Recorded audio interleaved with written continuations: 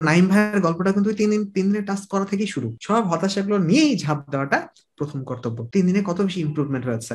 যখন তুমি প্রসেসের মধ্যে থাকো তখন কিন্তু তোমার ছোট ছোট ইমপ্রুভমেন্টও তোমাকে অনেক বেশি মোটিভেট করবে। তো সবচেয়ে বেশি টেনশনটা দাঁড়ায় হচ্ছে যখন তুমি প্রসেসে ঢোকো নাই, তখন তোমার মধ্যে এই কনফিডেন্সটা চলে আসবে, এটা এটা এটা আজ বাকি আছে। বাট দেখো আমি 3 দিনের উপরে মিশন করে হচ্ছে আলাদা করে দিয়েছি না, একদম মাই মেন্টরে প্রিন্ট পোস্টে দেখবা যে তোমার হচ্ছে যে 3 দিনের মিশন দিয়েছে। এখন দেখো 3 দিনের একটা মিশন যখন তুমি ডান করবে না, তখন তোমার মধ্যে এই কনফিডেন্সটা চলে আসবে। এখন যেমন তুমি বলছো অনেক ডিস্ট্রাক্টেড হয়ে যাচ্ছি এবং এটা বাকি এটা বাকি এটা বাকি জন্য, দেখো মাত্র 3 দিন তুমি হচ্ছে যে এই হতাশা সবকিছু নিয়েও 3 দিন একটু ইনভেস্ট করা যায় না? তারপর দেখবা যে দেখো যারা যারা ইনভেস্ট করছে তাদের গ্রাফগুলো দেখবা যে 3 দিনে কত বেশি ইমপ্রুভমেন্ট হয়েছে। দেখো নাইম ভাইয়ের গল্পটা কিন্তু 3 দিনের টাস্ক করা থেকেই শুরু। যে 3 দিনের টাস্ক দেওয়া হয়েছে, সেই 3 দিনের টাস্কটা ডান করেছে, সবকিছু ভুলে তোমার হচ্ছে যে সামনের টার্গেট ইউনিভার্সিটি 0 to 1 প্রথম টাস্কটা করে ফেলো, সেটা আপডেট দাও। দেখবে যে হচ্ছে একটা টাস্কের মধ্যে যখন ঢুকে যাওয়া হয়, তোমার মনে আছে কিনা হুমায়ুন আহমেদ স্যার যখন মারা যান, ক্যান্সারে মারা যাওয়ার আগে লাস্ট ওনার সাক্ষাৎকার দেখেছো? লাস্ট বার যখন এই নুহাসপুরীতে আসছিলেন, তখন কিন্তু খুশি প্রকাশ করতেছিলেন যে হচ্ছে এখন অনেকটা ভালো আছেন, এবং হচ্ছে আরো একটা খুশি প্রকাশ করতেছিলেন ছোট ছোট যে বিভিন্ন জায়গায় ছোট ছোট যে অংশগুলো দেখা যাচ্ছিল ক্যান্সার ভাবছিল, বাট ওগুলো ক্যান্সারাস না, এটা তো অনেক খুশি হয়ে গেছেন। সো দেখো যে তোমার যে যখন তুমি প্রসেসের মধ্যে থাকো তখন কিন্তু তোমার ছোট ছোট ইমপ্রুভমেন্টও তোমাকে অনেক বেশি মোটিভেট করবে। বাট প্রসেসে না ঢুকলে সবচেয়ে বেশি হতাশাটা আসে।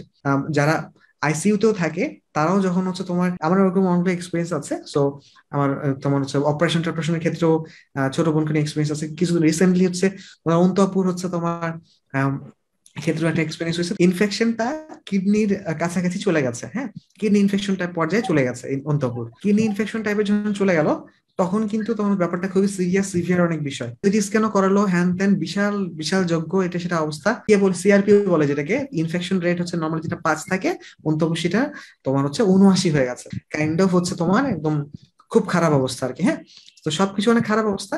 বাট এরপরে ডাক্তার আবার বললো যে এখন উনি স্টেবল আছেন।